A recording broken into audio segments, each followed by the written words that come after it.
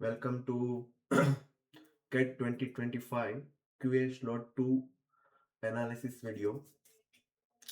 ये वीडियो में हम सॉल्विंग कुछ इस तरह से कर रहे हैं कि टोटल 22 क्वेश्चंस होते हैं कैट के क्यूए सेक्शन में।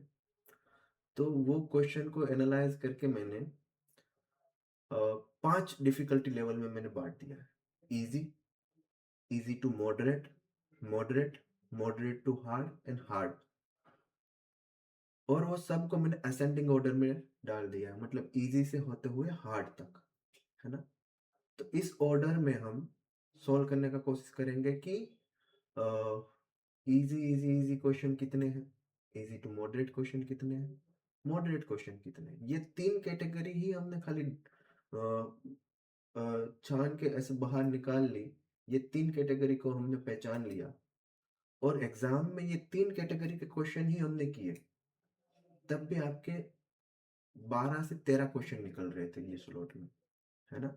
और ये इतने क्वेश्चन सफिशिएंट है, सफिशिएंट नहीं बोलूंगा मैं बोलूंगा मोर देन सफिशिएंट है आपके क्वांट में 99.99 पीआर लाने के लिए। ठीक है, तो एक एक क्वेश्चन हम देखते हैं कैसे अटेम्प्ट करना है, क्या सॉल्यूशन है उसका। डन, देखते हैं पहला क्वेश्चन क्या है। Ankita is twice efficient as Bipin, while Bipin is twice efficient as Chandan। तो मैं ABC लिख देता हूँ और एफिशिएंसी की बात कर रहा है तो मैं C की एफिशिएंसी X मान के चलता हूँ। ठीक है, अब B is twice efficient than C, तो इसकी एफिशिएंसी 2x हो गई। A is twice efficient than B, इसकी 4x हो जाएगी। फिर बोल रहा है कि all three of them start together on job। ठीक है, तीनों ने साथ में काम किया। अगर तीनों साथ में काम कर रहे हैं तो 4x plus 2x plus x, total काम कितना हुआ? 4 2 6 1 7 7x हो गया। ठीक है, Bipin leave the job after 20 days, मतलब तीनों ने 20 डेज तक काम किया, फिर बिपिन लीव हो गया, मतलब बिपिन मतलब 2x वाला लीव हो गया, तो अब कितना 5x ही काम होगा एक दिन का। If the job got completed in 60 days, 20 days यहाँ काम हो गया है, 40 डेज अब काम चलेगा, बिना बिपिन से काम हो रहा है, मतलब 4x और x मतलब 5x का एक दिन में काम हो रहा है।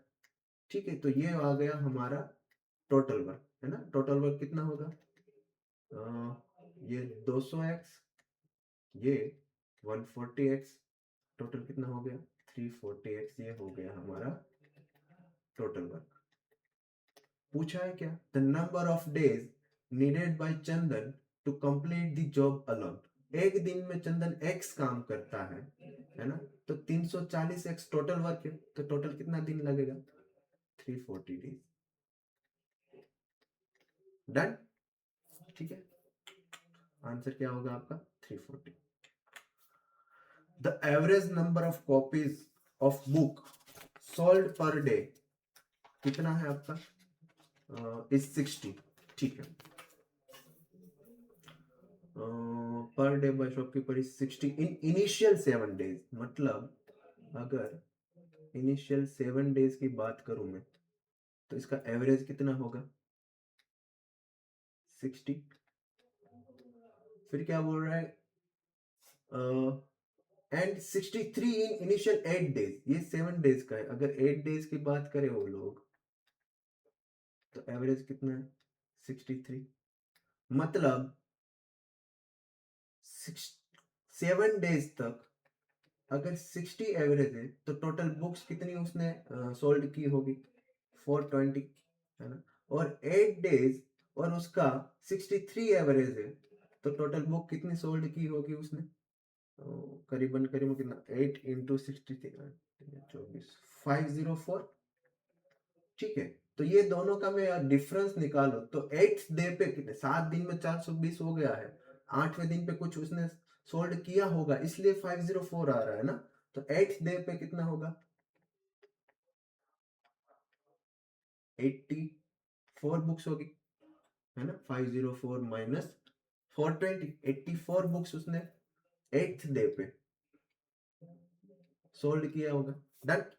अब क्या बोल रहे हैं? ऑन 9th डे ही sells 11 copies less than 8 day, है ना, ये 9th डे है, 11 कॉपी लेस, मतलब कितना हुआ 84 माइनस 11 73 कॉपी, ठीक है, तो 73 कॉपी इस दिन किया है उसने।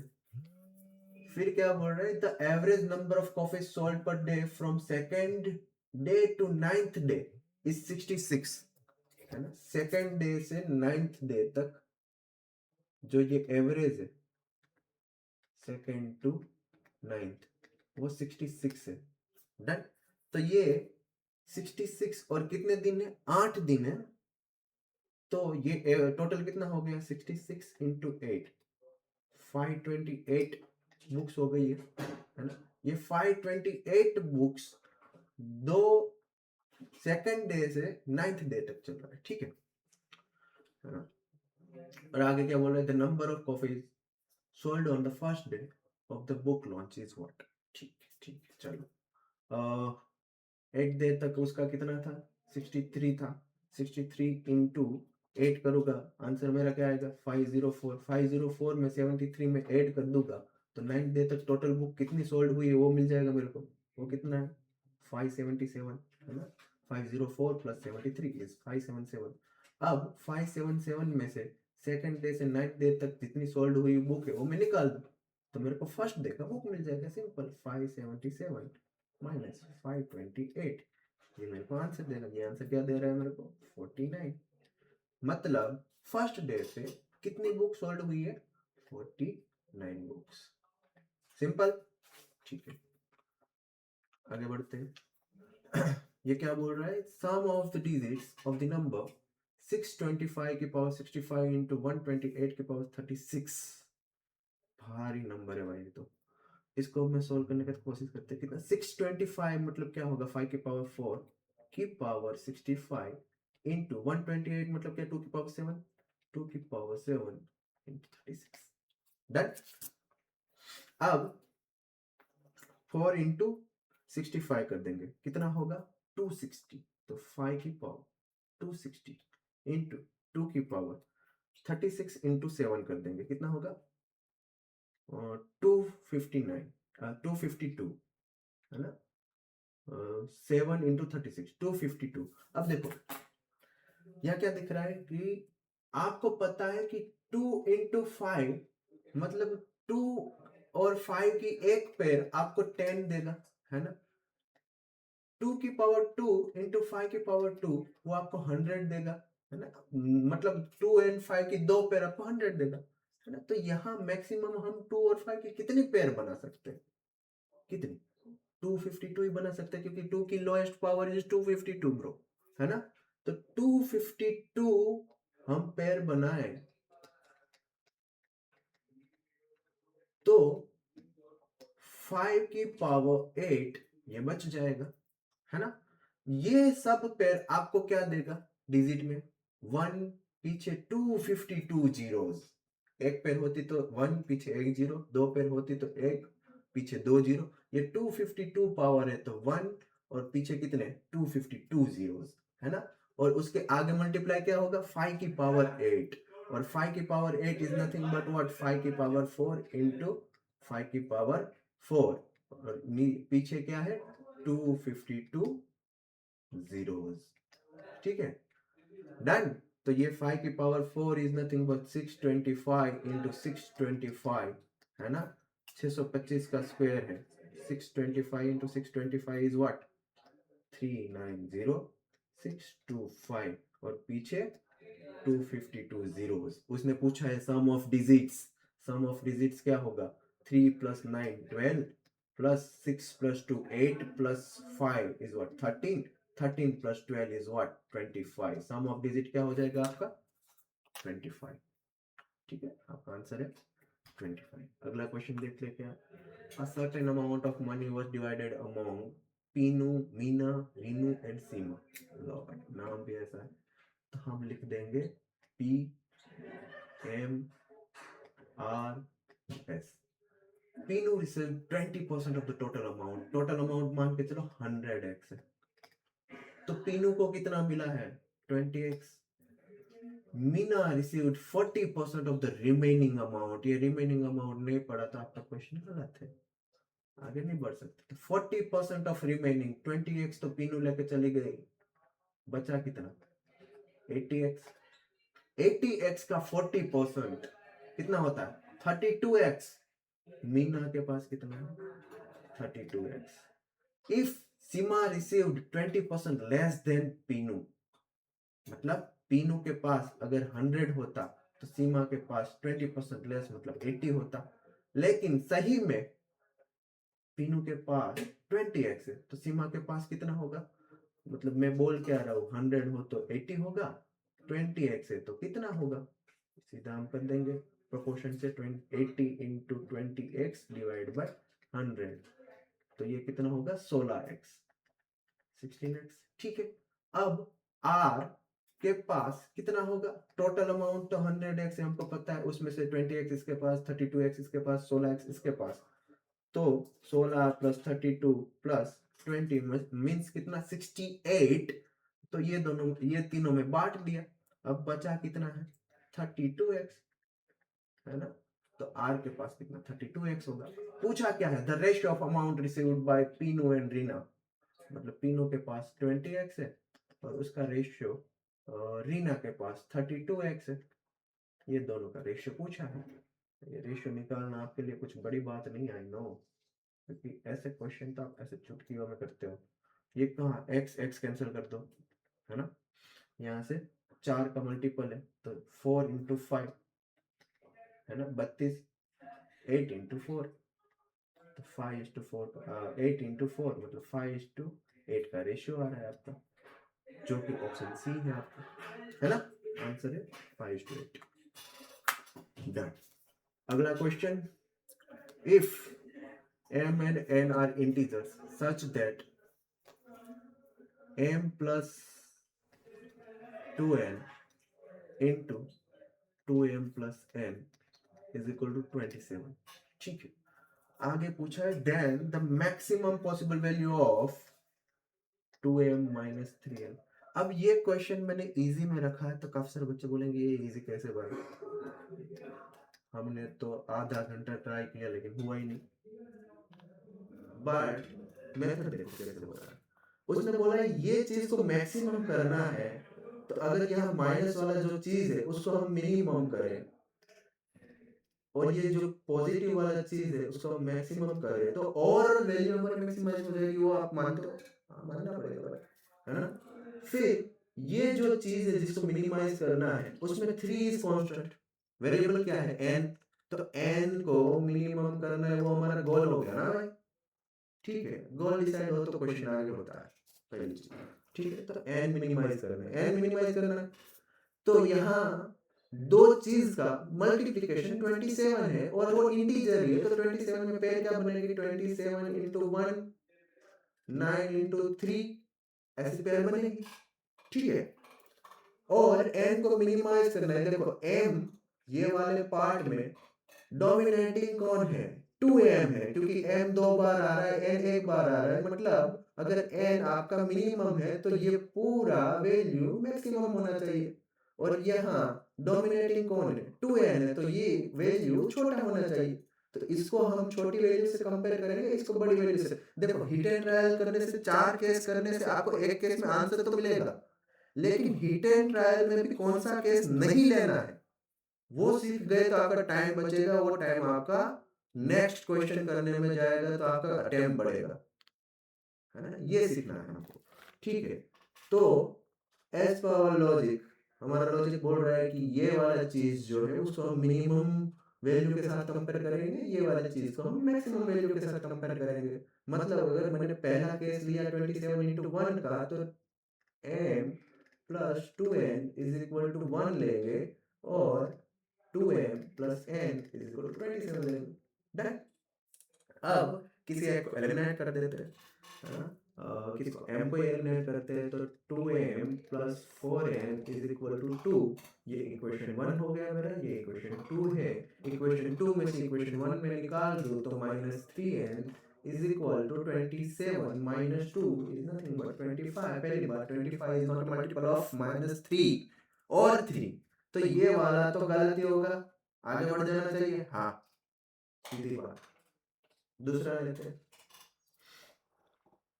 दूसरा लो। चलो चलो चलो जल्दी। क्या बोल रहा है दूसरा केस कि 9/3, और सीधी बात क्या है कि m + 2n को इक्वेट करेंगे छोटी वाली वैल्यू से, तो m + 2n = 3 and 2m + n = 9। ठीक है, तो जो इक्वेशन 1 है उसको 2 से मल्टीप्लाई करेंगे तो 2m + 4n = 6, while 2m + n = 9, है ना। ये इक्वेशन 1 है, ये इक्वेशन 2 है। इक्वेशन 2 में से 1 निकाल दूं तो n - 4n = -3n, and 9 - 6 is 3, तो n आपका क्या आ जाएगा, -1 आ जाएगा। n की वैल्यू -1 आ गई, विच इज इंटीजर, है ना।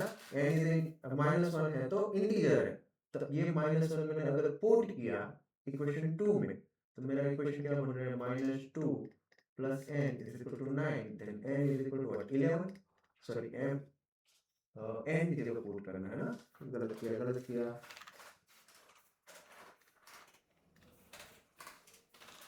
n की जगह पुट करना है, तो 2m - 1 = 9, then 2m = 10 and m what, 5।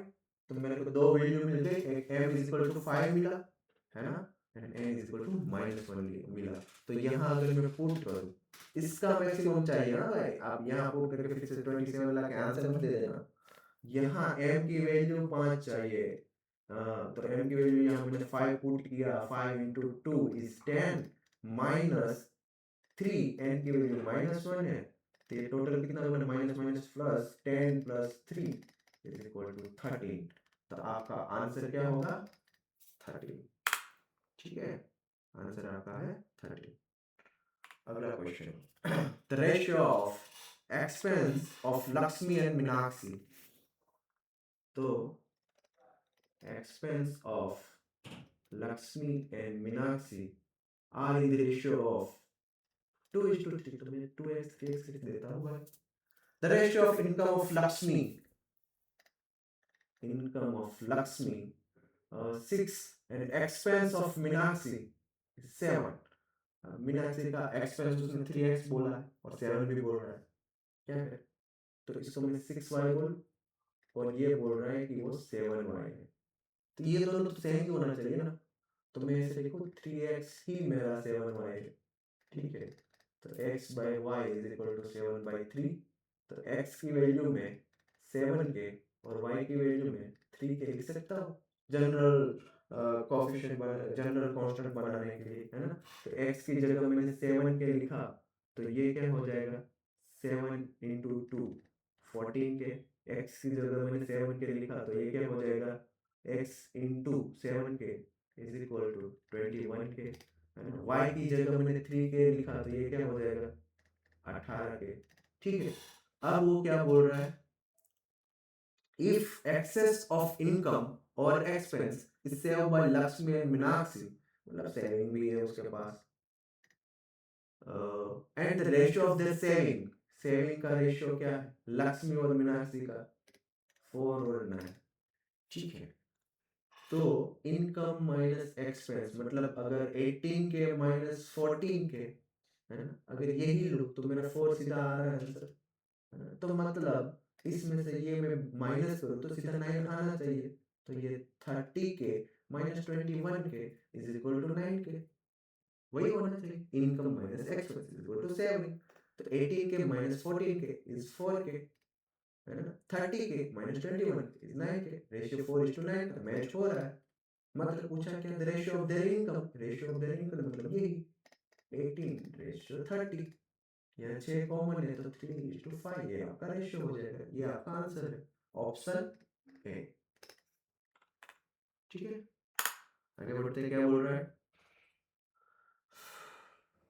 An item with cost price of 1650, cost price कितना है 1650, is sold at a certain discount, मतलब कुछ मार्क प्राइस होगा और सर्टेन डिस्काउंट के बाद उसने सोल्ड किया, मतलब एसपी पे सोल्ड किया है। on a fixed mark price to earn a profit of 20%. Profit कितना है? 20% का, है ना? 20% का प्रॉफिट मतलब कितना रुपीस का प्रॉफिट हो गया? 1650 का 20% मतलब कितना हो गया? 33 330 रुपीस हो गया, है ना? कुछ सेलिंग प्राइस आएगा, आपको पता नहीं है।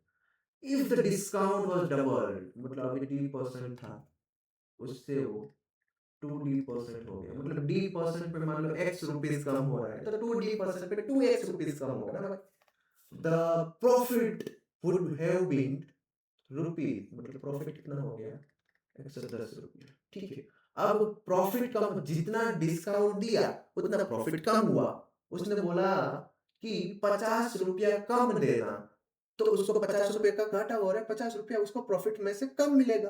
पहले 330 रुपये मिल रहा था, अब 110 रुपये मिल रहा है। क्यों? कि D% डिस्काउंट ज्यादा दिया, है ना? तो इसका डिफरेंस कितना आ रहा है? ₹220। मतलब ये जो D% डिस्काउंट जो दे रहा है वो ₹220 का है। ये हम मान सकते हैं? हाँ, मान सकते हैं। मान नहीं सकते, यही हकीकत है ना? डन। अब क्या बोल रहा है? The rate of discount in percentage at which the profit percentage would be equal to the rate of discount is nearest to. ठीक है, देखते हैं, है ना? अब 220 का डिस्काउंट D% पे मिल रहा है। ठीक है, ठीक है, तो पहले तो मेरे को सेलिंग प्राइस मिल जाएगी 1650 प्लस 330। 1650 प्लस 330 इज 1980, है ना?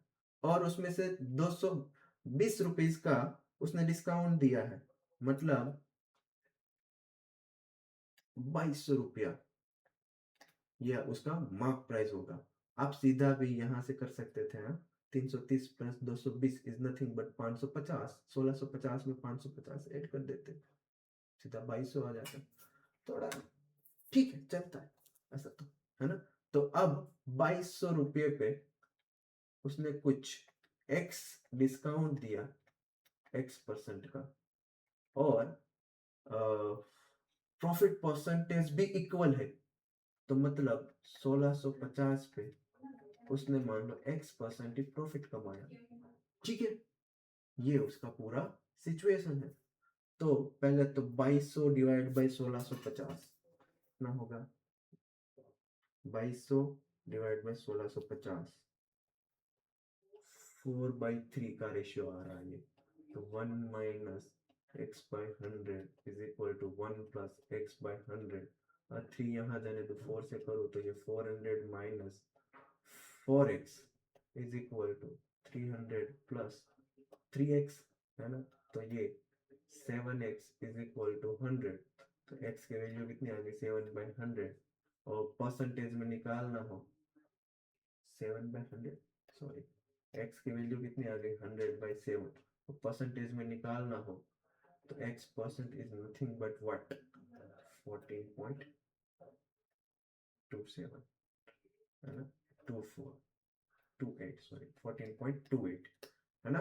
तो 14.28%, 100/7 इज ए फ्रैक्शन, तो उसको कन्वर्ट करेंगे 14.28 आ जाएगा। तो नियरेस्ट टू व्हाट? 14। आंसर पे आ जाएगा हमारा 40।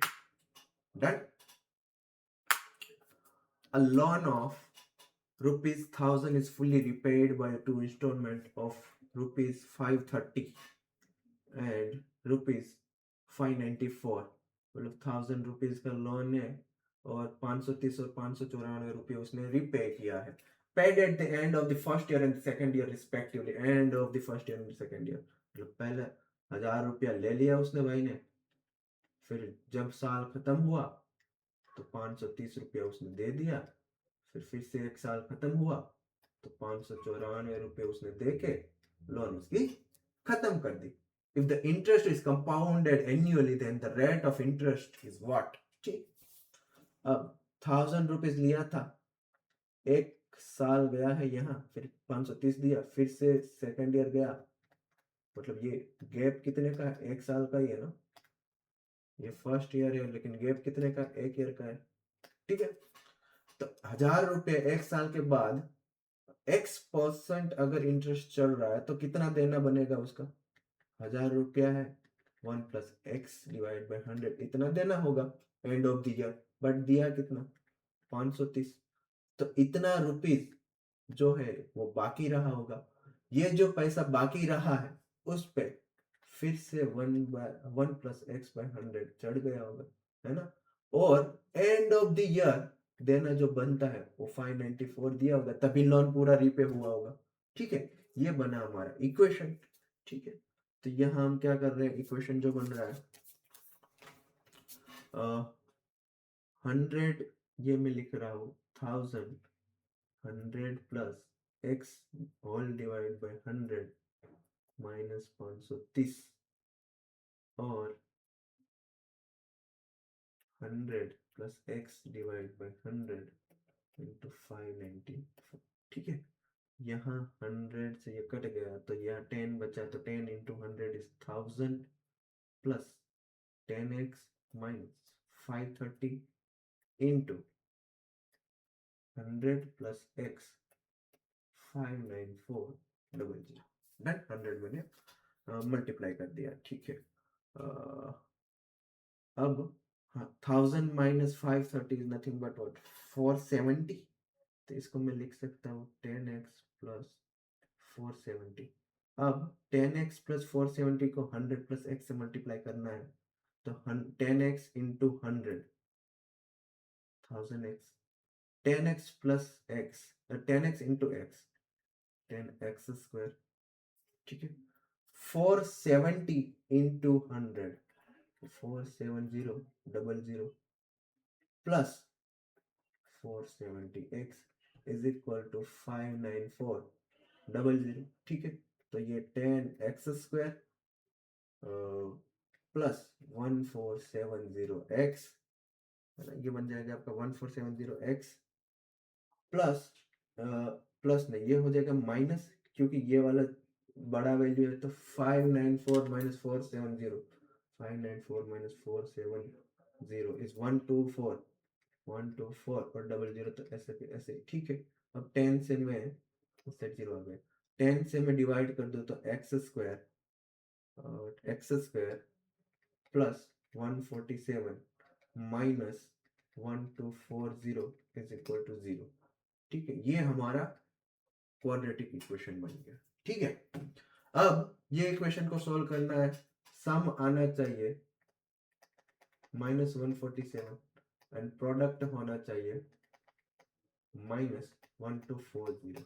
ठीक है, तो यहां से सीधा देख लेते हैं, 10 अगर आंसर होगा तो आपका रूट्स क्या निकलेंगे, 10 इंटू 124 और माइनस में चाहिए तो बड़ा वाला ये, तो ये दोनों का सम तो 147 माइनस में नहीं हो रहा है, -147 की जगह 114 हो रहा है, तो ये तो नहीं आंसर हो सकता।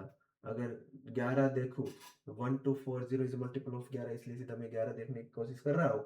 4 5 6 7, इसका सम 9 का मल्टीपल नहीं है, तो ये तो चला गया। 1240, ये दोनों का सम 2, ये दोनों का सम 5, तो ये भी ऑप्शन चला गया। अब 10 और 8 बचा था, उसमें से 10 चला गया, तो 8 हमारा ऑप्शन निकलना ही चाहिए।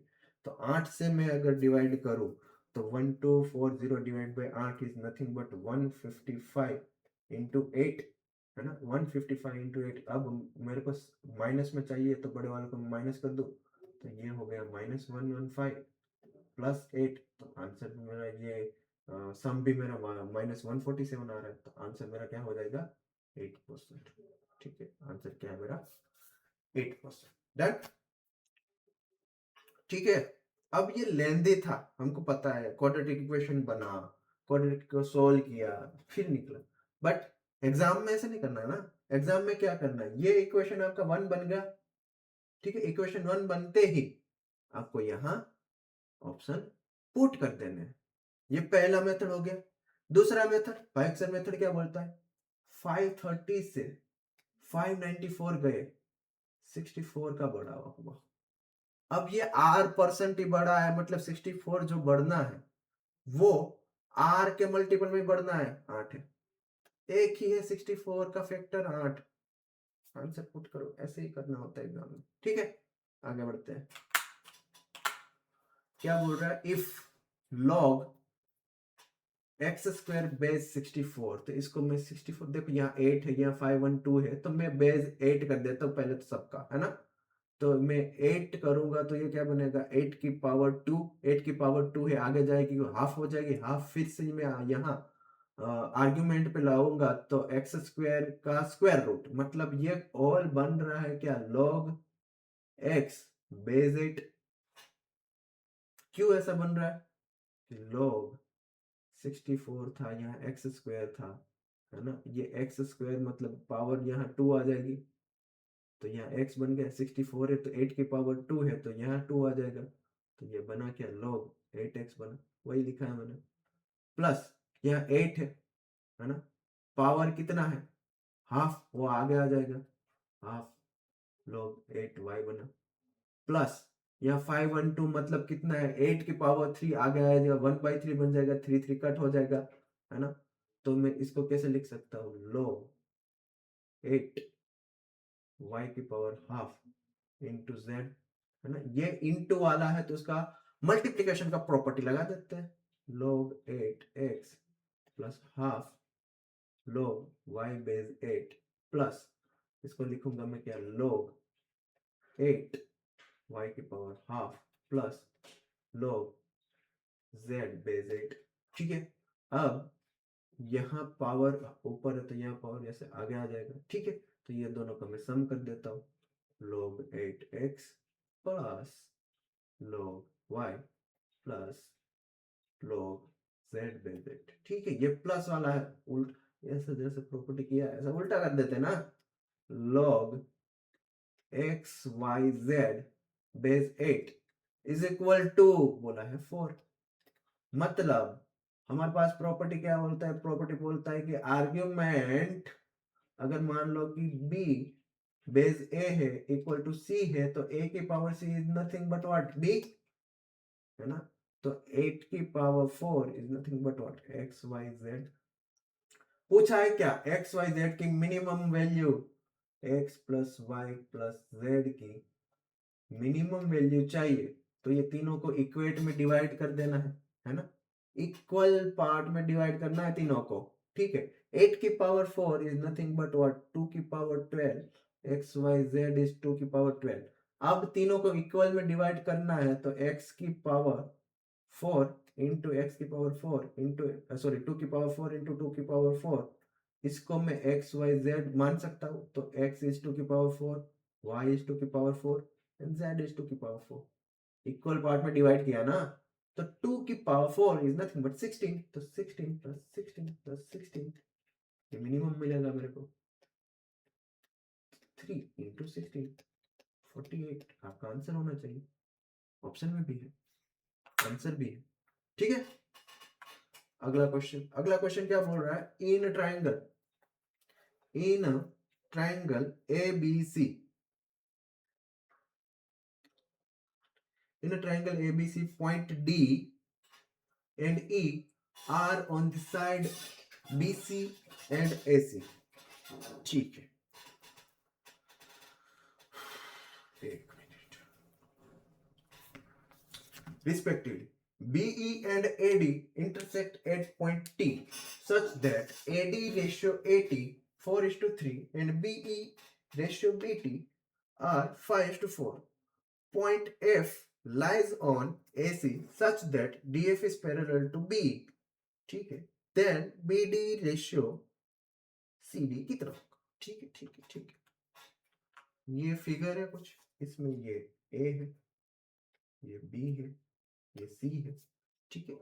Point D and E are on the side of BC, BC पे कौन सा पॉइंट है, D, AC पे कौन सा पॉइंट है, E, respectively BE and AD intersect, BE and AD intersect at point T, T point पे इंटरसेक्ट कर रहे हैं, सच दैट AD मतलब AD पूरा रेशियो 80, अगर पूरे को मैं 4x कहूँ और ये इतना 3x है, तो ये रेशियो कितना आ जाएगा, ये 3, ये 1, 3:1 का रेशियो हो गया, ठीक है। BE रेशियो BT, तो BE पूरा 5x है, BT अगर मान लो कि 4x है ना, तो ये 4 हो पूरा 5 हो, तो ये 4:1 का रेशियो बन गया। Point F lies on AC, AC पे पॉइंट एफ लाइज कर रहा है such that DF is parallel to BE। DF यहां से यहां is parallel to BE, BE के पैरेलल में DF है, ठीक है। देन BD रेशियो CD, तो यहाँ BF का तो कुछ यूज ही नहीं है ना, है कुछ दिख रहा है कुछ यूज, पूछा है क्या? BD रेशियो CD देख लेते हैं क्या है, ठीक है। पहले एक ट्राइंगल ले लेते हैं, ATE ट्राइंगल ATE, ठीक है। ये ट्राइंगल में ट्राइंगल ATE और दूसरा एक ट्राइंगल लेते हैं, triangle ADF, triangle AD and F, ठीक है। ये दो ट्राइंगल में देखो BE और DF दोनों पैरेलल है, उसने बोला है ना, DF and B are parallel, मतलब ये साइड और ये साइड पैरेलल है, मतलब आपका ऐसा ट्राइंगल कुछ है, ATEF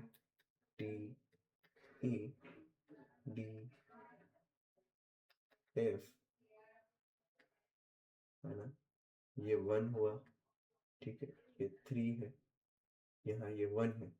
तो अगर मैं देखूं तो इसका बड़ा ट्राइंगल जो है उसकी ये साइड कितनी है 4 और छोटे ट्राइंगल कितनी है 3, तो ये बड़ा ट्राइंगल और छोटे ट्राइंगल देखो सिमिलरिटी है, प्रूव करने की जरूरत नहीं है, आपको पता है कैसे। छोटे ट्राइंगल में ये कॉमन है एंगल, हाँ कॉमन है, बड़े ट्राइंगल और छोटे ट्राइंगल में कॉमन है, ये दोनों पैरेलल है, ठीक है। तो ये एंगल सेम होगा, ये एंगल सेम होगा, तो दोनों ट्राइंगल ये सिमिलर ट्राइंगल है ऐसा हम बोल सकते हैं, ठीक है। तो ये सिमिलर ट्राइंगल में ये छोटा ट्राइंगल मतलब AT डिवाइड बाय बड़ा ट्राइंगल AD का रेशियो क्या है 3/4, तो TE डिवाइड बाय DF का भी रेशियो क्या होना चाहिए 3:4। Similarly AE divide by AF का भी रेशियो क्या होना चाहिए 3:4। तो AE अगर 3 है और AF 4 है तो ये क्या होगा 3 और 1 हो जाएगा फिर से, है ना। अब दूसरा ट्राइंगल अगर हम गिने, ट्राइंगल BEC और ट्राइंगल DFC, ये दो ट्राइंगल सिमिलर है, ये प्रूव करते हैं BEC, तो ट्राइंगल BEC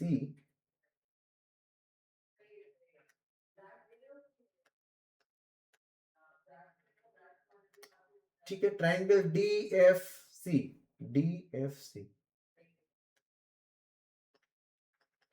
ये दो ट्राइंगल में देखो ये दोनों अगर पैरेलल है तो ये एंगल सेम होगा, ये एंगल सेम होगा, और ये एंगल तो देखो आपका कॉमन एंगल ही है, ठीक है।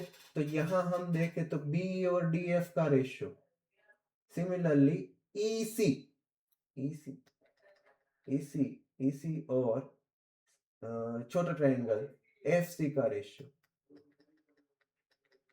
है ना।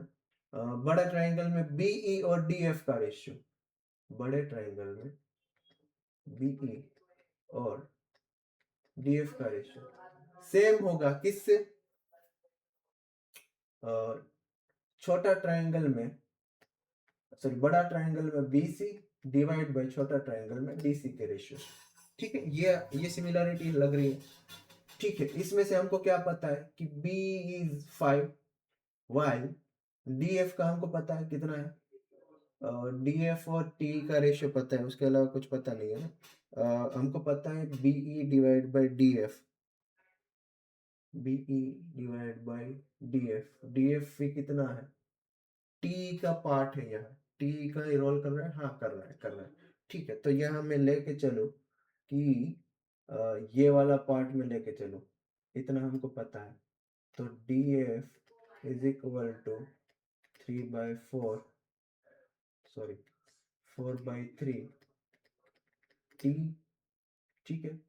तो बीई की जगह मैं लिख सकता हूँ BT plus TE divide by DF, है ना, is equal to BC plus DC, BC divide by DC। तो BC is what, BD plus DC divide by DC, ठीक है, ये BC है, ठीक है। अब BT और TE में BT हमको पता है 4 है, TE हमको पता है कितना है 1 है, तो BT प्लस TE ये 5 है, ठीक है। तो DF की जगह मैं लिख दूंगा क्या, है ना, DF की जगह 4/3 लिख सकता हूँ ना मैं। तो ये 5 के सामने 4/3 is equal to BD plus DC divide by DC, है ना। तो ये ऊपर चला गया, यहाँ से क्या पता चला, 15 divide by 4 is equal to BD plus DC divide by DC। Invertendo लगा देंगे, इनवर्टेंडो क्या, डिविडेंडो लगा देंगे, तो क्या हो जाएगा, BD divide by DC is equal to 11/4। ये हमारा आंसर हो जाएगा 11/4। Done, 11/4 is the answer. अब देखो, मेरे को एक बात बताओ, ये सब करने का क्या जरूरत था, इसके अलावा कोई कंसेप्ट ही नहीं है क्या। लेट्स ट्राई अनदर थिंग, है ना। Triangle ABC, triangle ABC, D and E are on the side BC and AC, ठीक है, respectively. B and AD intersect at point T, ठीक है। AD into 8, AD ratio 80, AD ratio 80 is 4:3, तो 3 और 1 यहाँ आ गया। और similarly B ratio BT, B पूरा 5 है, BT 4 है, तो ये 1 आ गया। पूछा है क्या, इसका और इसका रेशियो पूछा। आपको एक कंसेप्ट अगर आता हो, मास पॉइंट ज्योमेट्री, तो आपको सीधा सीसो बैलेंस ही करना है ना। ये 3 है, ये 4 है, तो ये दोनों का सम मिलके यहाँ पूरा वेट आ रहा होगा कितना, 4, ये 4 ये 5 है, दोनों का मिलके यहाँ आ रहा होगा कितना, 5। तो मतलब आप कहीं ना कहीं 4 और 5 का मल्टीपल लेके यहाँ वेट मान सकते हो कितना होगा, 20। ये 20 वेट 3:1 के रेशियो में डिवाइड करे तो ये 4 5 है, तो यहाँ कहीं ना कहीं 15 होगा वेट, इसकी वेट कितना होगा, 4 होगा, सॉरी 5 होगा, ये 5 होगा। तो जितना उसकी लेंथ उसके सामने उतना वेट होता है, तो यहाँ मैं 5 पुट कर दूं, है ना। ये 15 है, तो यहाँ मैं 15 पुट कर दूं, ठीक है। सिमिलरली ये 5 है, दोनों का सम, और 20 करना है, तो 4 से मल्टीप्लाई करूंगा, तो इसकी लेंथ 16 होगी, इसकी लेंथ 4 होगी, तो 4 है तो यहाँ 4 आ जाएगा। ये 16 लेंथ है, तो सामने 16 यहाँ चला जाएगा, ठीक है। ये 15 है, ये 15 है वेट, और यहाँ 4 है, तो यहाँ वेट 4 है, तो इसकी लेंथ 4 होगी, और बीच में 15 है, तो यहाँ 11 लेंथ होनी चाहिए, तो यहाँ सामने 11 आना चाहिए, है ना। अब 11 यहाँ है और 5 यहाँ है, तो मिड में वेट 16 होना चाहिए, हाँ है, सेटिस्फाई कर रहा है, तो इसकी लेंथ यहाँ 11 होगी, यहाँ लेंथ 5 होगी। उसने पूछा तो BD और CD का ही है, तो यहाँ BD और CD का रेशियो 11:4 बन रहा है। मास पॉइंट ज्योमेट्री आता है, जीवन हमारा बहुत आसान हो जाता है भाई, ठीक है। ये कैट में आता होगा तो आसान हो जाता है, ऐसा बोल रहे ना, बोल लो, है ना। इसका कंसेप्ट पूरा मैं निकालूंगा, है ना। ये आई बटन पे क्लिक करना मिल जाएगा आपको, ठीक है। अगला, two tangents drawn from a point P touch a circle with O at a point Q and R, point A and B lie on PQ and PR respectively, such that AB is also tangent to the same circle, ठीक है। ऐसा है ना। यहाँ कहीं point O है, AOB is equal to, ये tangent है, ये है P से ड्रॉ किया हुआ है, Q एंड R से जा रहा है। एक AB lies on the PQ, मतलब यहाँ A है, यहाँ B है, और PQ respectively AB is also tangent, AB tangent है तो सेम सर्कल, ठीक है। AOB है ना, A ये पॉइंट O है और B मतलब ये पूरा 50 डिग्री है, ठीक है। देन एंगल APB मतलब ये एंगल उसने पूछा है, डन, इतना ही है, ठीक है। ये पूरा अगर 50 डिग्री है तो ये इतना 25 डिग्री होगा, ये 25 डिग्री है, 90 डिग्री है तो ये कितना होगा, 90 माइनस 25 डिग्री होना चाहिए, है ना। तो ये कितना होगा, 65 डिग्री होगा, ठीक है। ये 65 डिग्री है ना, ये 90 डिग्री होगा, ठीक। अब देखो अगर मैं ये ट्रायंगल देखूं उसमें ये इतना आर है, यहाँ भी इतना आर है, यहाँ 90 डिग्री है, यहाँ 90 डिग्री है, डन। फिर ये पॉइंट से ये दोनों तो टेंजेंट ही है, तो ये जो वैल्यू x है ये भी वैल्यू x होगी, ठीक है। अब देखो r और x में 90 डिग्री मतलब दोनों ट्रायंगल सिमिलर हो गए, है ना, ठीक है। तो x के सामने 25 है तो यहाँ पे x के सामने 25 बनेगा डिग्री, और ये फिर से r के सामने यहाँ 65 है तो ये भी 65 डिग्री बनेगा, ठीक है। तो ये इतना 25 है तो सिमिलरली यहाँ भी 25 डिग्री होगा, ठीक है। तो ये इतना 50 है तो यहाँ भी 25 मिला के 50, तो ये पूरा एंगल आपका कितना बन गया, 100 डिग्री, ठीक है। अब आपको पता है काइट का रूल आ जाएगा यहाँ तो सीधा, है ना, कि कोई भी सर्कल में अगर मान लो कि ऐसा ट्रायंगल है और ये ऐसा है तो ये 90 90 ये 90 90 180 हो जाएगा, और ये दोनों मिलके 180 होते हैं ना, ठीक है। तो ये 100 है, दोनों मिलके 180 होते हैं, तो इसकी वैल्यू कितनी आ जाएगी, 80 डिग्री, सिंपल। इसकी वैल्यू कितनी आ जाएगी, 80 डिग्री। आंसर क्या होगा आपका, 80, ठीक है। बोल रहा है कि suppose ABC are three distinct natural number, ठीक है। बोल रहा है सच दैट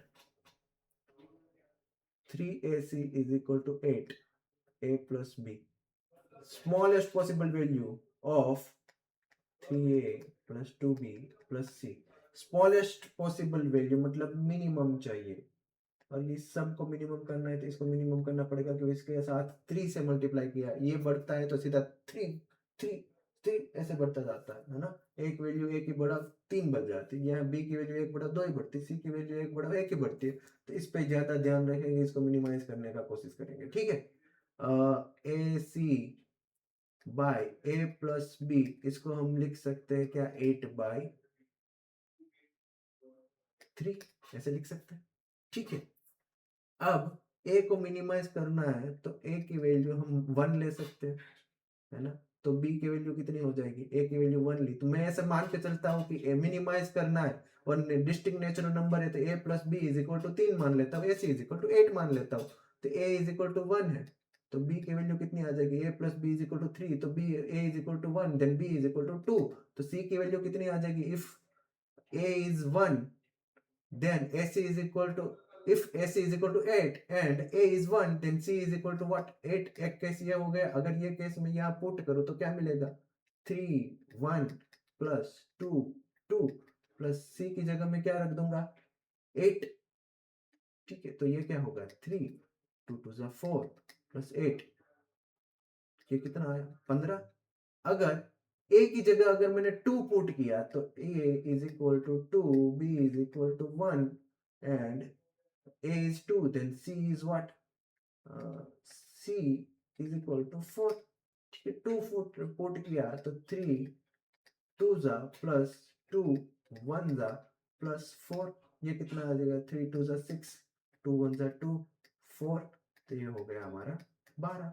तो मिनिमम कौन सा है, अब फिर मैं 2 पुट किया, अब 3 अगर a की वैल्यू मैंने 3 पुट की, b is equal two distinct natural number बोल रहा है, मैं b को 0 नहीं बनने दे सकता, है ना, तो b इज इक्वल टू 1, अरे b को 0 बनना पड़ेगा ना यहाँ, तो b को 0 नहीं बन सकता, तो ये दो केस थे, उसमें से ये 12 मेरा मिनिमम है, आंसर मेरा 12, ठीक है। आगे बढ़ते हैं. Set of all real values of x for which x square minus modulus of x plus 9 plus x is greater than 0. ठीक है. ये मॉड्यूलस अगर मेरे को खोलना है तो यहाँ से मेरे पास दो केस बनते हैं. If x plus 9 is more than 0 or x plus 9 is less than 0.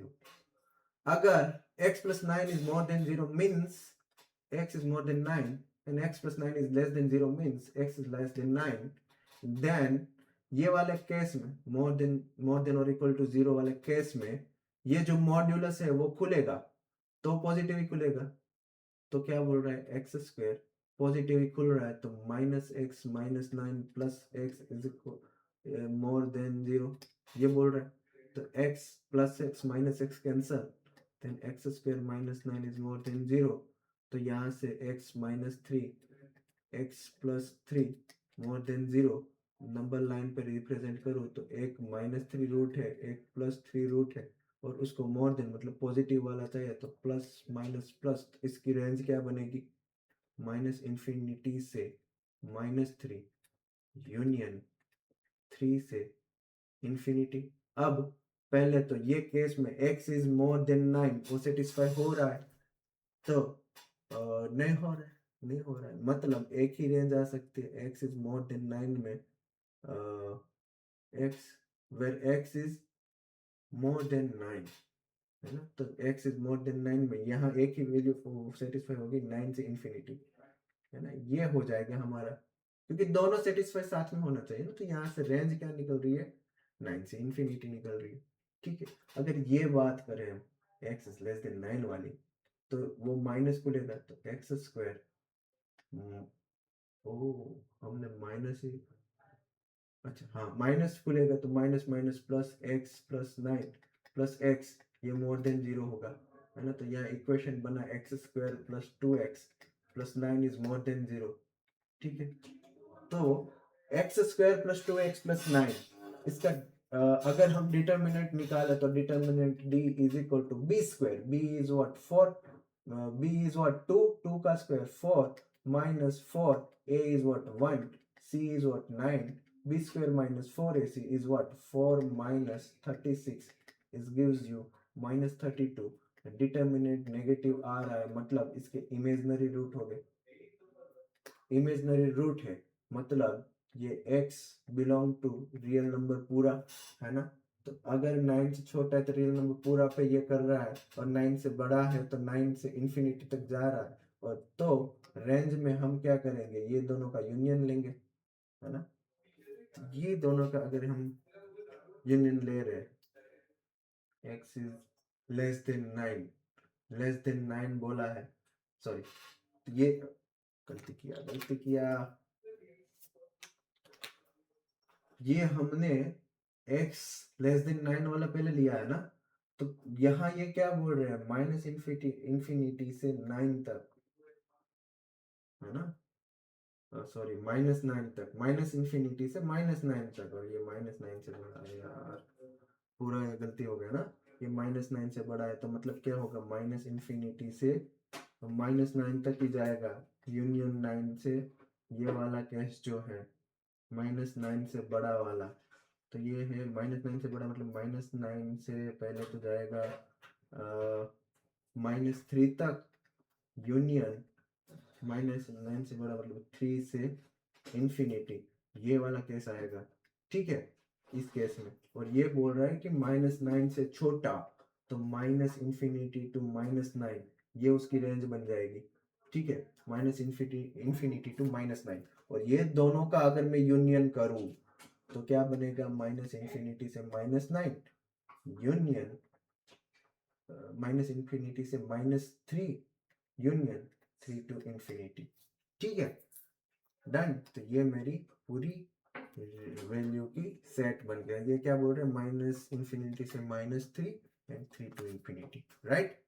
अगला क्वेश्चन पे मूव होते हैं. हाँ वही आंसर है. अगला क्वेश्चन क्या बोल रहा है कि late ABCDEF be a regular hexagon and P and Q be the mid points of A B and C D, ठीक है। तो A B C D E F regular hexagon है and P and Q are the mid points. तो एक side को मैं अगर ये साइड की वैल्यू अगर मैं 4 मान के चलूं तो ये 2 2 होगा, ठीक है। Then the ratio of area of trapezium PBCQ, तो area of trapezium PBCQ and hexagon area of hexagon ABCDEF, है ना। ये एरिया का रेशियो निकालना है, ये कितना होगा। डन।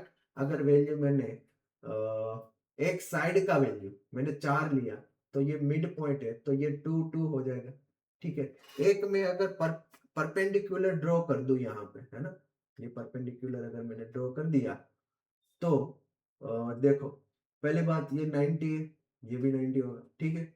यहाँ ये भी 90 होगा क्योंकि मैंने परपेंडिकुलर ड्रॉ किया है।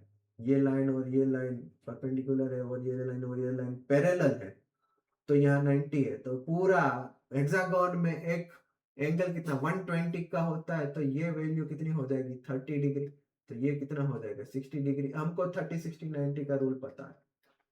30 60 90 का रूल क्या बोलता है 1:√3:2, ठीक है। तो 90 के सामने अगर 2 है तो 30 के सामने कितना 1 होगा, तो ये 30 के सामने यहाँ 1 होगा, ठीक है। ये वैल्यू 4 है, यहाँ 4 हो जाएगा और ये 1 है तो यहाँ भी 1 ही होगा ना भाई, सेम ही चल रहा है। तो ये पूरा मेरे को अभी निकालना है ट्रेपेजियम का एरिया, बात और कुछ नहीं। तो 1:√3 इसकी वैल्यू √3 होगी, है ना।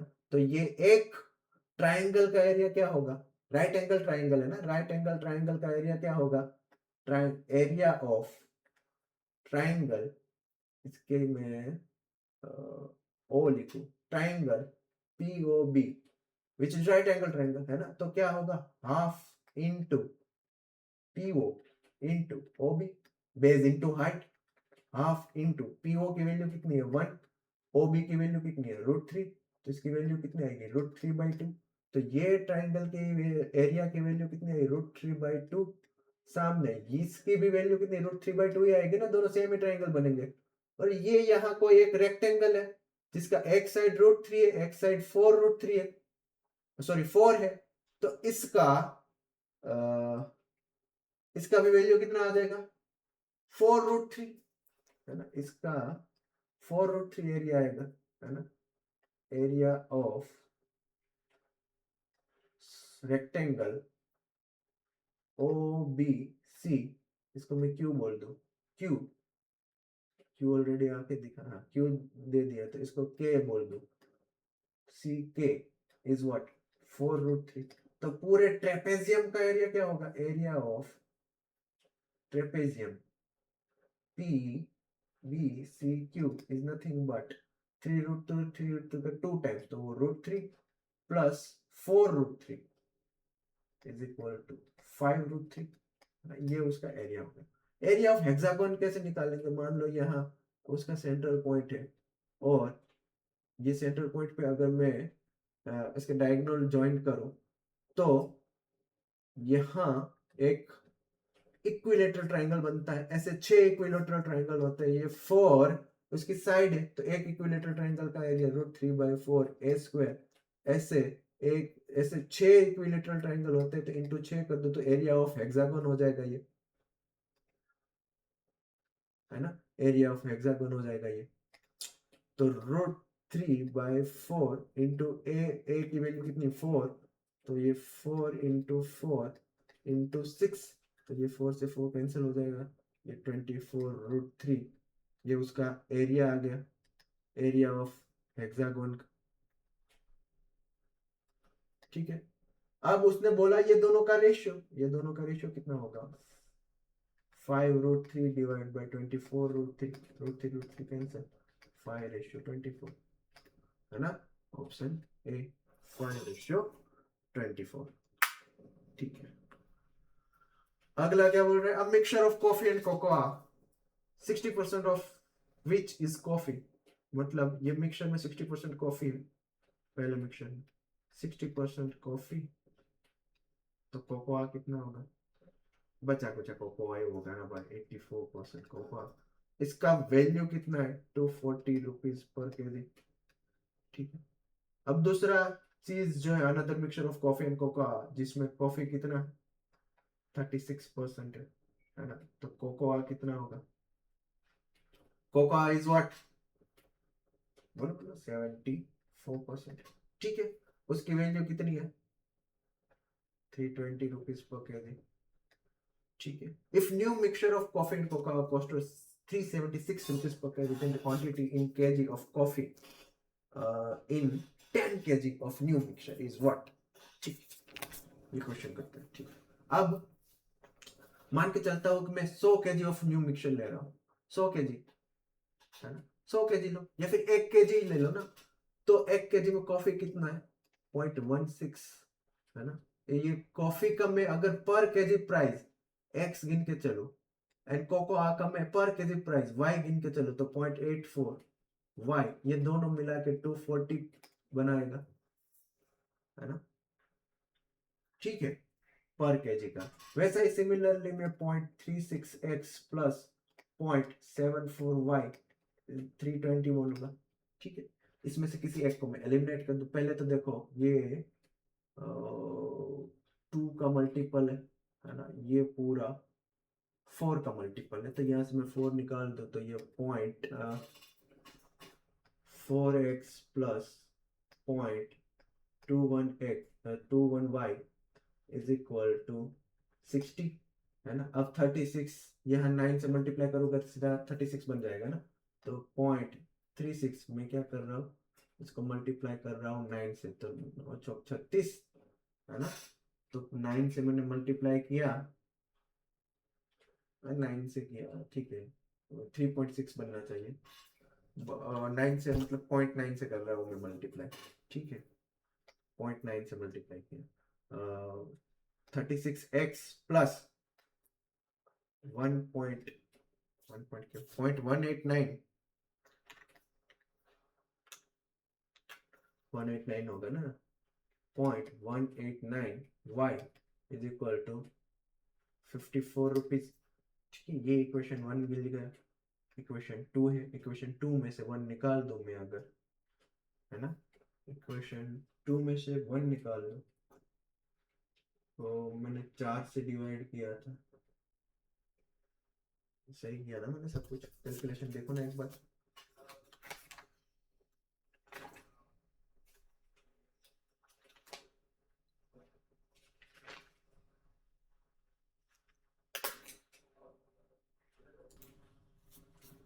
हाँ, गलती मिल गया ना, ये रहा। यहाँ 0.4 से मैंने डिवाइड किया था, तो 240 को 0.4 से डिवाइड करें 600 बनेगा। ठीक है, तो ये 540 बन गया। ठीक है। अब इक्वेशन 1 में से 2 निकाल दो तो 189, है ना। ये कितना बन जाएगा? 189 माइनस 74, और 9 minus 4 is 5, and 18 minus 7 is 11, 11 8 189। ये कितना बन रहा है? माइनस ये कितना, ओ ये 64 होगा ना, क्योंकि यहाँ 36 है, 36 तो ये 64 हो गया। तो 189 माइनस 64, ये 0.125y is equal to 540 minus 320, कितना बन रहा है? 220। ठीक है, तो y की वैल्यू मेरे को मिल गई ना, कितनी मिली? 220 डिवाइड बाय 0.125। अब 0.125 इज नथिंग बट व्हाट, 1/8। 12.5 होता है 100 डिवाइड बाय 8 से। देखो, 100 divide by 8 is nothing but 12.5। हमको चाहिए 0.125, तो ये 100 डिवाइड बाय 800 होगा, तो ये 1/8 ही हुआ ना। तो y की वैल्यू मेरे को कितना मिल गई? सॉरी, ये y की वैल्यू 1, क्योंकि पॉइंट में कर रहे हैं तो ज़्यादा बन जाना चाहिए। 200 220 डिवाइड बाय 125, 176 मिल गई y की वैल्यू। 176 rupees.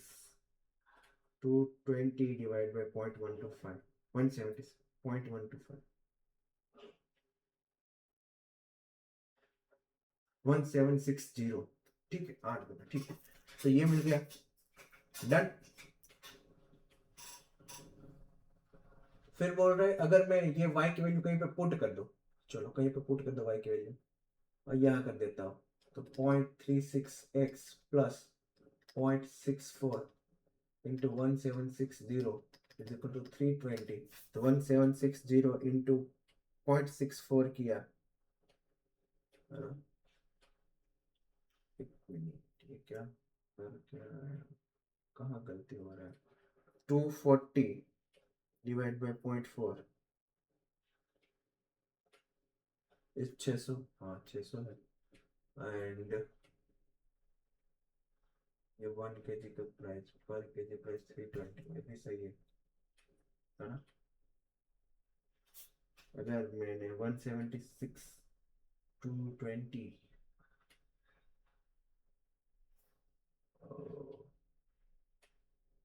ये 0.21 184 minus 64 is nothing but वही 0.125 होता है। 36.9 से मल्टीप्लाई किया 0.21 इंटू 0.9 189 है। ओ गलती गलती गलती,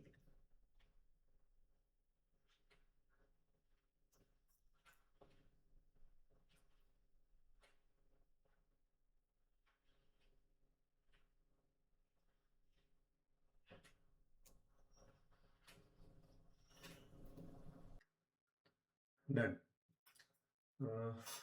गलती क्या किया यहाँ हमने,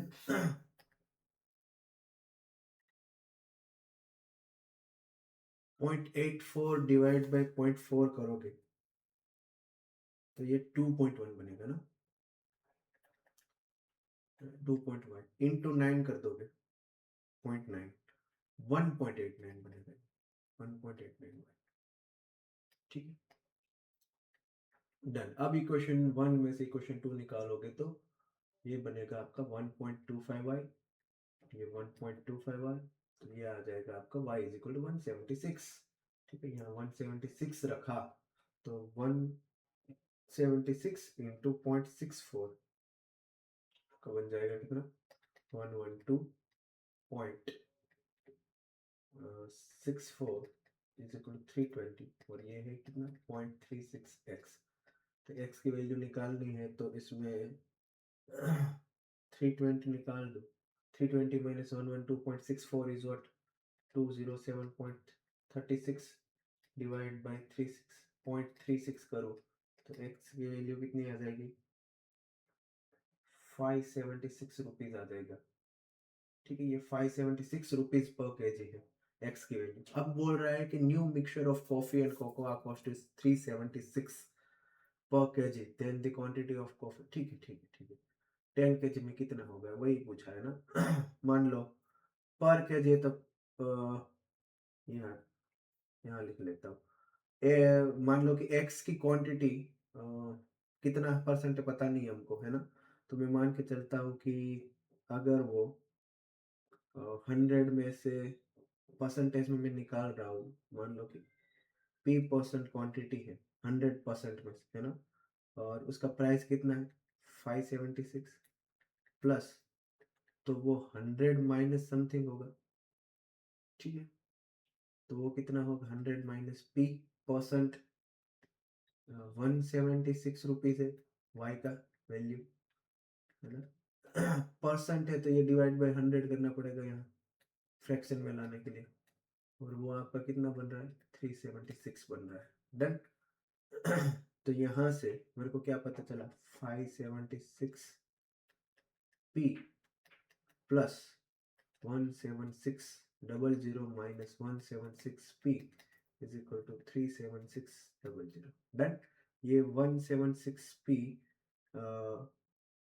576 minus 176 is what, 400 p is equal to 17600 minus 176 37600 minus 17600 is what?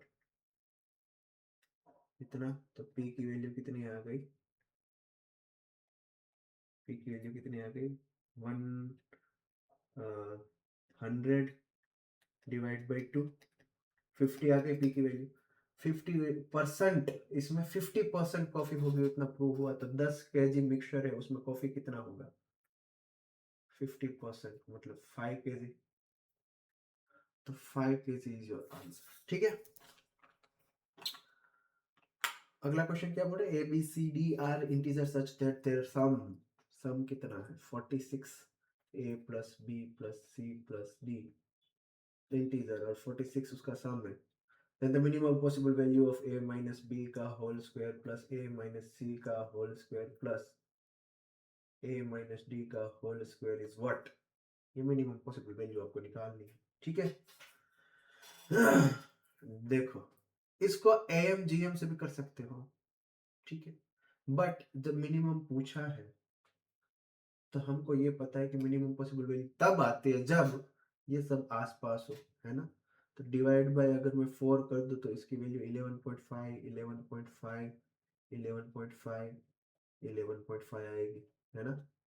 और इंटीजर बोला है तो मैं वैल्यू क्या, ये 11.5 इसमें डाल दो तो ये 12.5 इसमें डाल दो तो ये 11 12, ये वैल्यू आई, है ना।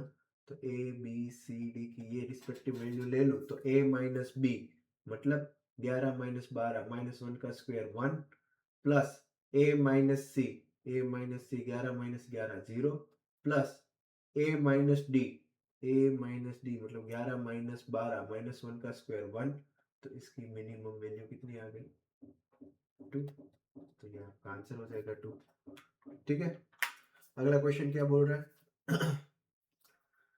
Rita and Sneha can row a boat at 5 kilometer per hour and 6 kilometer per hour in still water. The speed of r 5 kilometer per hour, speed of s 6 kilometer per hour respectively in river flowing with a constant velocity. ठीक है, Sneha take 48 minutes more to row 40 kilometer upstream than to row the same distance downstream. ठीक है, किसकी बात कर रही है? स्नेहा का।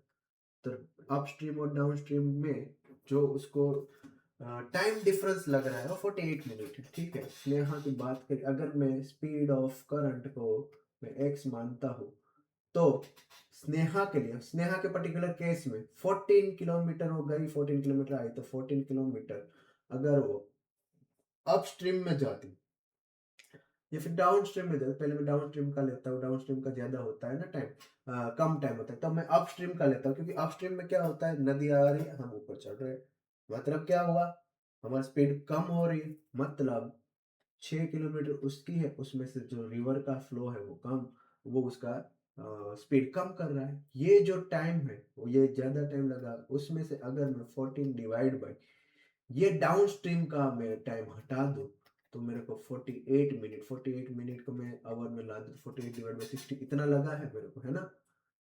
अगर मैं 14 कॉमन निकाल दूं तो ये क्या बचेगा, 6 plus x minus 6 plus x divide by 36 minus x square is equal to 4 जा 12 4 जा एंड 12 5 जा। ठीक है, 4 से यहाँ 2 यहाँ 7 डन। ये क्या बोल रहा है, प्लस 6 माइनस 6 कैंसल, और ये x प्लस एक्स 2x है तो 2 से ये 2 कैंसिल हो गया, तो ये 7x is equal to into ये डिवाइड बाय 5 है, यहाँ 5 आ जाएगा is equal to 36 minus x square, ये एक्स स्क्वायर इस साइड आ गया तो x square plus 35x minus 36 is equal to 0। अब जो फैक्टर है उसका मल्टीप्लिकेशन 36 है, सम 35 है, तो ये 36 वन जा ही होगा और माइनस में चाहिए, और सम माइनस में भी, सम भी माइनस में चाहिए, तो ये दो फैक्टर बनेंगे। स्पीड कभी माइनस 36 नहीं हो सकती, तो आपका आंसर 1 होगा, मतलब x की वैल्यू 1 है, मतलब speed of current is 1 kilometre per hour. Done. आगे क्या पूछ रहा है, हमने 40 किलोमीटर वाला यहां तक पढ़ा, अब पूछ रहा है if Rita start from a certain location in a river and return the downstream to the same location, मतलब गई फिर वापस आई, है ना। ये डिस्टेंस अगर मैं d गिनूं, ये भी डिस्टेंस d गिनूं, तो टोटल टेक 100 मिनट टाइम कितना लग रहा है 100 मिनट ठीक है तो then total distance in kilometre Rita cover total distance कितना कवर किया है उसने 2d जितना है ना तो d की वैल्यू निकालनी है हमको इनटू 2 कर देंगे 2d टोटल डिस्टेंस मिल जाएगा और हमको वो आंसर मिल जाएगा डन तो 100 मिनट उसको टाइम लगा है ना मान लो कि ये d डिस्टेंस है ना अपस्ट्रीम का मान के मैं चलता हूँ तो अपस्ट्रीम का क्या होगा 5 माइनस स्पीड ऑफ करंट तो सेम ही रहेगा -1 plus d divide by 5 plus 1 और 100 मिनट अगर मैं उसको सेकंड आवर में कन्वर्ट करूँ क्योंकि ये किलोमीटर पर आवर है तो आवर में कन्वर्ट करूँ तो 100 डिवाइड बाय 6 होगा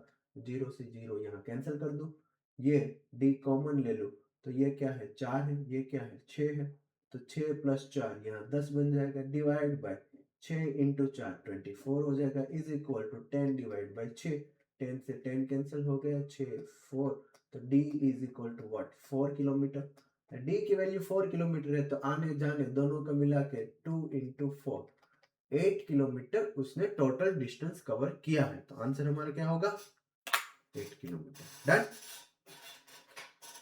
अगला क्वेश्चन क्या बोल रहा है इफ 9x² प्लस 9 की power x² plus 2x minus 3 -4 into 3 की पावर 3x 3 की power x² plus 2x minus 2 plus 27 is equal to 0 then the product of all possible values of x है ना ठीक है यहां से हमको दिख रहा है कि पावर में जो है वो कहीं ना कहीं सिमिलर है तो किसी एक को मैं पावर को मान लेता हूँ x² plus 2x माइनस 3 को मान लो कि मैंने मान लिया है a है ना तो यहाँ पावर क्या है x² plus 2x -2 है अगर इसको -3 बनाना है तो दोनों साइड -1 मेरे को करना पड़ेगा है ना डन तो ये इतना जो पार्ट है अगर मान लो ये जो वाला पार्ट है इज इक्वल टू इसको मैं बोल दूं p ठीक है तो दोनों साइड -1 में कर दो तो ये क्या बन जाएगा x² plus 2x -3 is equal to p -1 और इतने को मैंने क्या बोला a तो a is equal to p -1 तो p की वैल्यू क्या आ जाएगी a +1 है ना तो p मैंने किसको इसको माना था इसको मैं बोल दूंगा a +1 इसको बोल दूंगा a है ना तो मेरा क्या बना इक्वेशन 9 की पावर a -4 3 की पावर a +1 प्लस 27 इज इक्वल टू 0 ठीक है तो 9 की power a is nothing but what 3 की पावर 2a माइनस 4 3 की पावर a इंटू 3 प्लस 27 इज इक्वल टू 0 ये 4 टू 12 हो जाएगा अब 3 की पावर a को है ना लेट एज्यूम 3 की power a is equal to y है ना तो ये क्या बन जाएगा y² minus 12y plus 27 is equal to 0 ये बन गया हमारा क्वाड्रेटिक इक्वेशन है ना क्वाड्रेटिक इक्वेशन सम कितना चाहिए इसमें 12 प्रोडक्ट कितना चाहिए 27 तो 9 3 जा 27 और सम कितना ये सम कितना हो रहा है 12 हो रहा है मतलब ये दोनों उसके रूट से तो y की वैल्यू क्या आ गई 9 और y is equal to 3 y क्या है 3 की पावर है तो 3 की power a is equal to 9 और 3 की power a is equal to 3 तो a is equal to either 2 और a is equal to 1 a is equal to अगर 1 है ना a किसको माना है हमने ये चीज को तो x² plus 2x minus 3 is equal to either 2 और x² plus 2x minus 3 is equal to 1 है ना तो यहाँ से इक्वेशन क्या बनता है x² प्लस 2x माइनस ये हो जाएगा 5 इज इक्वल टू 0 और x² plus 2x minus 4 is equal to 0 ठीक है अब product of all possible values of x यहाँ देखो यहाँ क्वाड्रेटिक इक्वेशन है तो उसमें से दो x की वैल्यू निकलेगी और वो कब निकलेगी जब डिटर्मिनेंट d पॉजिटिव हो तो पहले मैं d ले लेता हूँ d क्या है b² b मतलब 2 का स्क्वायर 4 और यहाँ माइनस है तो माइनस माइनस प्लस 4 इंटू 5 तो ये कितना है 24 है, डी पॉजिटिव है, मतलब डी एक्स की दो वैल्यू निकलेगी, डिफरेंट वैल्यू निकलेगी क्योंकि ये परफेक्ट स्क्वायर नहीं है। यहाँ अगर डी में देखो तो डी कितना है बी स्क्वायर मतलब 4 माइनस माइनस प्लस 4 इंटू ए कितना 1, सी कितना है 4, तो ये कितना है 20, 16 प्लस 4 20, ये भी पॉजिटिव है, परफेक्ट स्क्वायर नहीं है, तो इसमें भी दो एक्स की वैल्यू डिफरेंट निकलेगी, है ना। और यहाँ प्रोडक्ट ऑफ रूट्स अल्फा हो, एक्स की वैल्यू अल्फा होगी बीटा होगी, तो alpha into beta is equal to -5, यहाँ gamma into delta is equal to -4 है मान लो।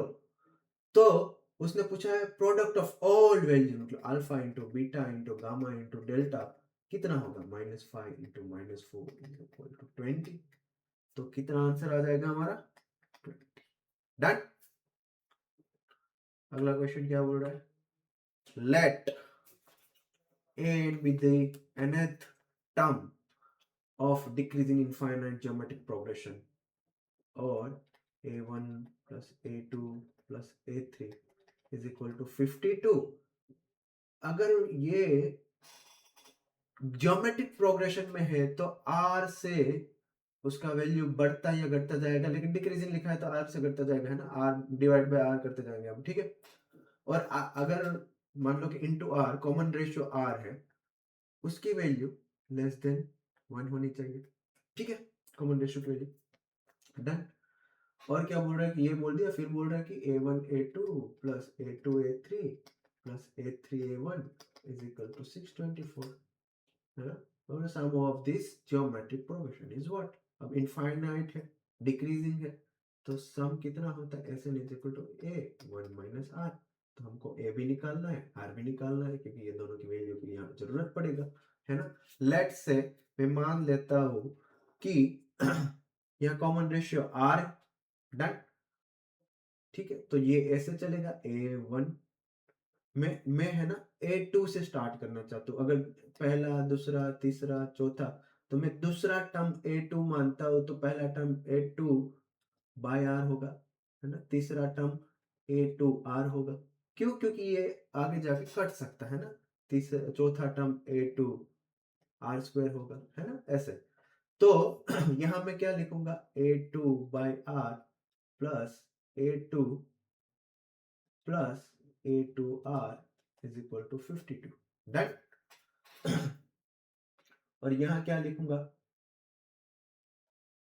a2 a2 तो है, तो a2 a1 की जगह क्या लिख दूं, a2 by r plus a2 a3 की जगह क्या लिख दूं, a2r प्लस a3 की जगह मैंने लिखा है a2r इंटू a1 की जगह क्या लिख दूं, a2 by r is equal to 624, ठीक है। तो यहाँ से आर आर कैंसिल हो गया, है ना, तो यहाँ a2 स्क्वायर तो हर जगह पे, तो a2 का स्क्वायर मैंने कॉमन निकाल लिया, बचा क्या 1 by r plus 1 is equal to 624, यहाँ भी a2 अगर मैं कॉमन निकाल लूँ तो बचा क्या 1 by r plus r is equal to 52, ठीक है। अब ये इक्वेशन 1 है, ये इक्वेशन 2 है, तो हम इक्वेशन 2 डिवाइड बाय इक्वेशन 1 कर दे तो बनेगा क्या, इक्वेशन 2 मतलब 624 डिवाइड बाय 52, 624 डिवाइड बाय 52, और ये वाला पार्ट तो कॉमन है, तो इस साइड क्या बचेगा a2 की वैल्यू सीधी मिल जाएगी हमको, कितना मिलता है 625 divide by 52 is nothing but 12, तो ये मिल गया हमको 12, a2 की वैल्यू मिल गई एक बार, है ना, ये मिल गया हमको 12, ये 12 मिल गया, किसी एक इक्वेशन में पुट कर दो भाई, किसी एक इक्वेशन में इसमें पुट कर देता हूँ, है ना, a2 की वैल्यू 12 है ना, तो a2 इज 12, तो अगर मैंने इक्वेशन 1 में पुट किया a2 इज 12, तो 1 by r plus 1 is equal to 52 divide by 12, 4.33 मतलब क्या हुआ, 4 प्लस 0.33, और 0.33 मतलब 1/3, तो 4 प्लस 1/3 मतलब क्या हो 13/3, है ना, 13/3, तो इसको मैं फ्रैक्शन में 13/3 लिख दूं। अब 13/3 को -1 कर दो तो r plus 1/r is nothing but what 13/3 -1 मतलब 10/3। ठीक है 10/3। अब मैं ये बन गया हमारा क्वाड्रेटिक इक्वेशन। इसको मैं कैसे लिखता हूँ 3r plus 3 sorry 3r square plus 3 is equal to 10r। तो ये क्या बना 3r square minus 10r plus 3 is equal to 0। Product कितना चाहिए 9, सम कितना चाहिए 10, तो 9 1 जा और यहाँ a की वैल्यू 3 है तो ये 3 से डिवाइड कर दूंगा। तो एक मेरा रूट मिला 3 और दूसरा रूट मिला 1/3। r की वैल्यू है और 1 से कम होनी चाहिए तभी इनफाइनाइट जीपी का सम मिलेगा। तो ये वैल्यू मेरी एक्सेप्टेड है, ये वैल्यू नहीं है। तो r की वैल्यू कितनी आ गई 1/3। मेरे पास a की वैल्यू आ गई है 12, है ना। ए की वैल्यू 12 है, नहीं नहीं नहीं नहीं ये गलती किया। ए की वैल्यू A2 की वैल्यू है, मेरे को A1 मतलब फर्स्ट टर्म की वैल्यू चाहिए ना। First term is what first term is what A2/r, है ना। तो Sn A2/r 1 minus r। A2 की वैल्यू कितनी है 12, r की वैल्यू कितनी है 1/3 तो ये 3 यहाँ आ जाएगा। ठीक है डिवाइड बाय 1 माइनस 1/3, है ना। तो आगे जाके बात या 36, ये क्या हो जाएगा 2/3। तो 2 से ये 18, 18 3 जा 54, 18 3 54, है ना। 54 हमारा आंसर बनेगा। Done. True 54 is the answer. Done. अब क्या पूछ रहा है late f of x is equal to x divided by 2x minus 1 and g of x is equal to x divided by 1 x minus 1, then the domain of the function h of x is equal to f of g of x plus g of f of x is all real number except, है ना। मतलब accept मतलब क्या है ऐसी value. Domain पूछा है मतलब इनपुट। इनपुट क्या क्या दे सकते हैं जब फंक्शन है और डिफाइन हो जाए ऐसा इनपुट देने का। पहले तो देखो 2x minus 1 वो जीरो नहीं होना चाहिए। 2x minus 1 can't be zero, है ना। तो x कांट बी हाफ, है ना। x की वैल्यू हाफ नहीं हो सकती।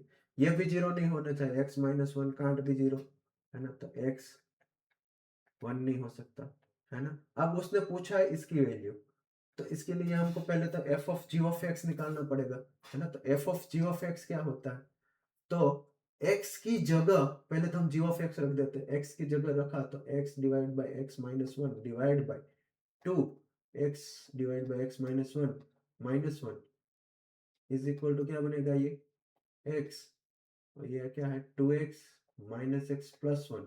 नीचे ये कॉमन है तो खत्म हो जाएगा। x डिवाइड बाय ये क्या बनेगा 1 प्लस एक्स। ये आ गया आपका f of g of x. अगर मैं g of f of x की बात करूं तो ये g ऑफ x में x की जगह f ऑफ x लिख देंगे, है ना। तो वो क्या बनेगा x divide bye 2x minus 1 divide by x divide bye 2x minus 1। ठीक है तो ये क्या बन रहा है x divide by x minus 2x plus 1। तो ये क्या बना x divide bye 1 minus x. ठीक है ये दोनों का मैं सम करूं तो मेरे को h ऑफ x मिल जाएगा। h of x is what x plus 1 plus x divide bye 1 minus x. x में कॉमन निकाल लो तो 1 minus x plus 1 plus x divide bye 1 minus x square, है ना। तो x कैंसिल हो गया तो ये क्या है 2x divide by 1 minus x square. इसमें ये वैल्यू जीरो नहीं होनी चाहिए। ये वैल्यू जीरो कब कब होती है X square minus 1 does not equal to zero, मतलब X square does not equal to 1, मतलब x does not equal to 1 और माइनस 1। तो x 1 माइनस 1 और हाफ तीन में से कुछ भी नहीं होना चाहिए। Option C half 1 and minus 1 कुछ भी नहीं होना चाहिए। Option C done. ठीक है अगला क्वेश्चन क्या बोला the number of divisors of 2 की पावर 6 3 की पावर 5 5 की पावर 3 7 की power 2 which are of the form 3r plus 1 where r is a non negative integer। ठीक है डिविजर्स मतलब क्या होता है नंबर ऑफ फैक्टर्स पूछा है। नंबर ऑफ फैक्टर्स कैसे कितने नंबर ऑफ फैक्टर्स ऐसे हो गए जो 3r plus 1 के फॉर्म में हो गए ऐसा पूछा है। ठीक है तो देखो पहले तो 3 की पावर 5 में से जितने भी फैक्टर आ रहे वो तो 3 के मल्टीपल ही हो गए। 3r+1 का मतलब क्या है कि 3r से डिवाइड करने के बाद रिमाइंडर आपको 1 दे रहा है। x को कोई भी फैक्टर को 3r से आपने अगर मान लो कि डिवाइड किया तो रिमाइंडर क्या देगा, 1 देगा, है ना। तो 3 की पावर 5 और 3 की पावर 0, 3 की पावर 2, 1 2 3 4 5 तक उसके मल्टीपल में कोई भी डिवीजन होगा वो तो रिमाइंडर 0 ही देगा ना, उसमें 3 तो है ही ऑलरेडी। ठीक है, तो हम स्टार्ट करते हैं यहाँ से, मतलब 3 का कोई मल्टीपल होगा ही नहीं, है ना। तो 2 की पावर a मान लो कुछ ऐसा है, 5 की पावर b इंटू 7 की पावर c, ये कोई है ना। उसको अगर हम डिवाइड कर रहे हैं 3r से तो हमको रिमाइंडर क्या देना चाहिए, 1। तो इंडिविजुअल अगर मैं देखूं तो 2 की power a divide by 3r, ये रिमाइंडर मेरे को क्या देगा, -1 की पावर a। ठीक है, 5 की power b divide by 3r, ये रिमाइंडर मेरे को क्या देगा, -1 की पावर b। एंड 7 की power c divide by 3r, ये रिमाइंडर मेरे को क्या देगा, 1 की पावर c। मतलब ये तो 1 ही देने वाला है, तो हमको इतना पता चलेगा ये 1 दे रहा है, ये दोनों -1 की पावर, ये डिपेंडेंट है। अगर ये इवन ऑड होगा वैसे खेल रहा है ना, तो हमको ये पता चला ये तो 1 दे रहा है। ठीक है, तो a की वैल्यू देखते हैं, 2 की पावर a, यहाँ उसकी जगह में लिख दूं -1 की पावर a इंटू -1 की पावर b इंटू 1 की पावर c। इसको 3r से डिवाइड किया इसलिए दे रहा है, रिमाइंडर हमको चाहिए 1। और ये 1 कब होगा, ये तभी होगा जब, अगर मान लो ये दोनों इवन हो तो ये 1 1 हो जाएगा, है ना। तो a and b both are even, तब आंसर आपका 1 निकलेगा। अगर बोथ आर ऑड तो दोनों माइनस आएंगे, माइनस इंटू माइनस पॉजिटिव हो जाएंगे। तो दूसरा case A and B both are odd, ये दूसरा केस बनेगा। अब ए क्या है, ए की वैल्यू 0 से लेके 6 तक बनती है। एंड बी की वैल्यू, बी क्या है, 5 की पावर 0 से लेके 3 तक बनती है। ठीक है, तो इसमें से इवन वाला, यहाँ इवन कौन कौन हो सकता है, 0 एंड 2। यहाँ इवन कौन कौन हो सकता है, 0 2 4 6, ये 4 वैल्यू है, यहाँ 2 वैल्यू है। तो टोटल 8 वैल्यूज ऐसी है जहां दोनों इवन मिलेंगे और 1 आंसर देंगे। ठीक है, यहाँ एक ए जो है 0 से 6 के बीच में है, तो ऑड क्या क्या आ सकता है, 1 3 5, 3 ऑड है ना। बी ऑड क्या क्या हो सकता है, बी की रेंज क्या है, 0 से 3, तो एक, है ना, एक ही है ना पॉसिबिलिटी की, 0 से 3 में, सॉरी 1,3, क्या मैं भी कर रहा हूँ, ऐसी 2 पॉसिबिलिटी है ना। तो टोटल 3 इंटू 2 6 वैल्यूज है जो दोनों को ऑड बना के आंसर 1 दे सकती है। तो ये दोनों मिला के दोबारा 14 वैल्यूज ऐसी है जो यहाँ 1 दे रही है, ये दोनों के केस में। और सी की वैल्यू तो कितनी आ सकती है, 0 1 2 एंड 3, क्योंकि यहाँ 2 तक है, सॉरी 0 1 एंड 2, 3 वैल्यू आ सकती है इसकी। तो 3 वैल्यू इसकी, 14 वैल्यू इसकी, तो टोटल वैल्यूज कितनी होगी, 14 इंटू 3 42, है ना। तो 42 ऐसे नंबर्स है, नॉन नेगेटिव इंटीजर्स, जिसका डिवीजर 3r, जो डिवीजर है इस नंबर के वो 3r+1 के फॉर्म में है।